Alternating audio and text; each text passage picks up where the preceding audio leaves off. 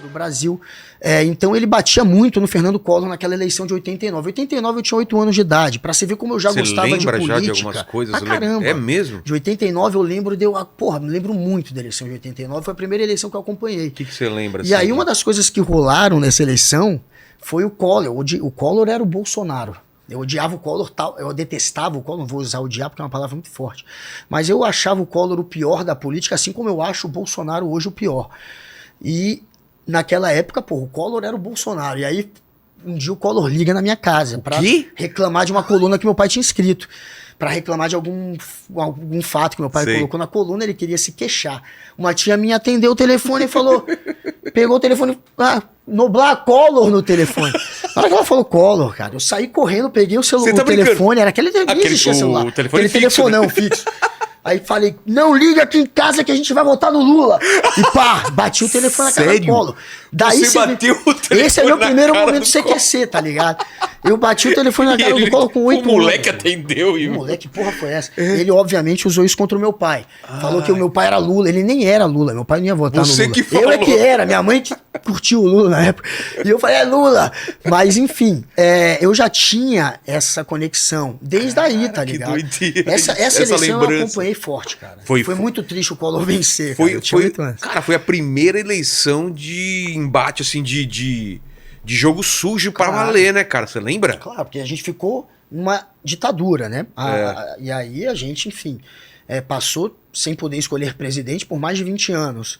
Aí chega a vez dessa eleição, primeira da era da redemocratização, a gente tinha, enfim, uma estrutura de rádio, de TV, de comunicação que permitia um embate ainda mais franco. E aí a gente viu, obviamente, todas as estratégias sujas serem usadas. O Collor, por exemplo, chegou a dar dinheiro para uma ex-mulher do Lula falar sobre o aborto, para falar do aborto e para criar uma história em cima do aborto.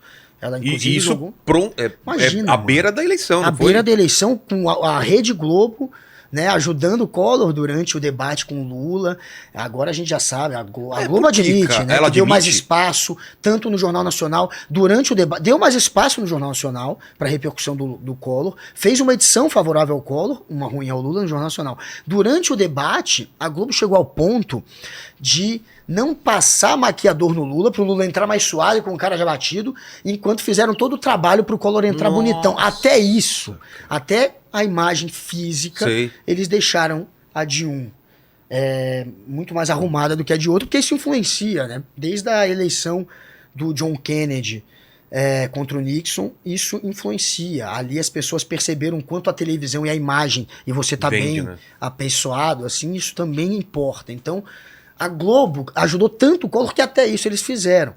É claro que rolou muito jogo sujo. Não que não role mais. Não, mas lá foi evidente, né? Começou a... Foi o início. E foi todo mundo meio que contra o Lula. Tinha uma imagem do comunista ali ainda. O Lula depois quebrou essa barreira. O Lula não é comunista. O Lula é um centro-esquerda. O Lula não vai guiar o Brasil para um estado de exceção. O Lula não vai guiar o Brasil para uma ditadura, então. Mas naquela época, aquela imagem era que eles tentam construir até hoje essa fake news. Naquela época era muito mais forte, né? Era muito mais difícil para o Lula ter uma boa receptividade dos grupos econômicos, das elites e da mídia também. Então foi muito fácil convencer a galera a linchar o Lula. O Lula foi muito linchado naquela eleição de 89 e todo mundo estava contra ele, né? Só a esquerda do lado dele.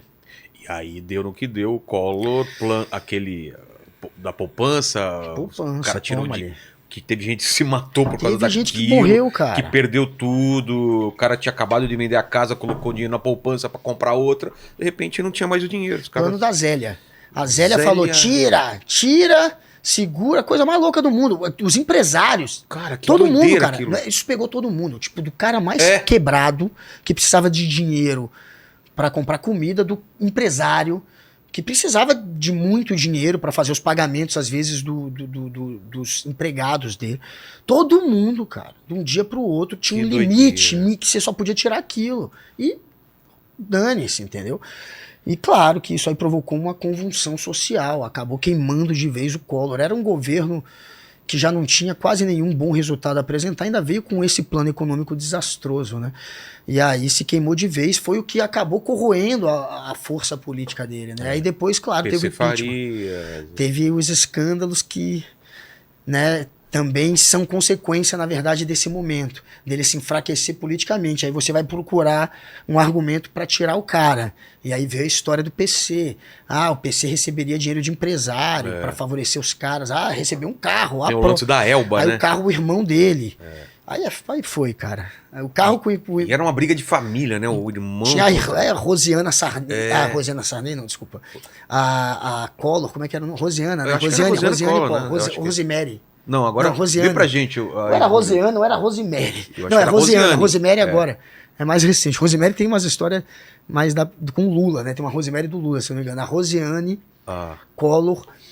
E tinha a casa da Dinda, né? Eles tinham aquela casa dele. Fala que rolavam uns negócios lá, uns rituais. Ele fazia macumba, né? Ele era um cara que tinha uma imagem de galinha.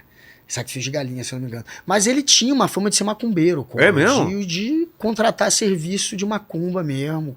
Vários políticos, cara.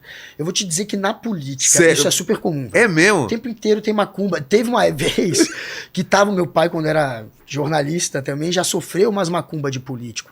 Quando ele era diretor, pra ele. Quando ele era diretor lá em Brasília do Correio Brasiliense, o pau comia com a máfia de Brasília inteira. Era o governador, que era o